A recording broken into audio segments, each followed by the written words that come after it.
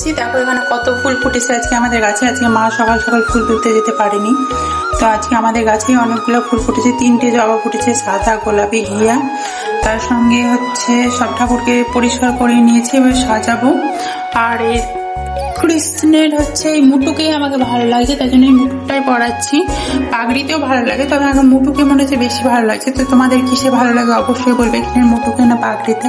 আমার তো মুটুকে দেখতে কৃষ্ণকে দিক থেকে চোখ ফেরানোই যাচ্ছে না, মুটুকেই আমাকে খুব ভালো লাগছে। তো সব ঠাকুরকে সাজিয়ে নিই, তো চলো সাজানো যাক।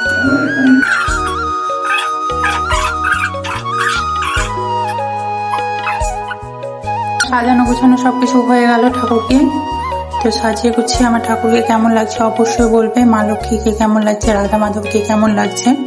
তো রাধা মাধবকে নয়নতারা দিয়ে আজকে সাজিয়েছি। আজকে বেশি মানে ফুল ফুটেছিল যেগুলোতে, সবগুলোতে সাজিয়ে দিয়েছি। মানে টগর ফুলটা হলে একটু বেশি বোঝা যায়। আর এটা আছে আসনের কালার আর ঠাকুরের মানে আসনের কালার ফুলের কালার এক হয়ে গেছে, তার জন্য বোঝা যাচ্ছে না। তো এখন পুজো করবো, বাসন টাসন সব মাজা হয়ে গেছে, এখন খেতে দেবো ঠাকুরকে।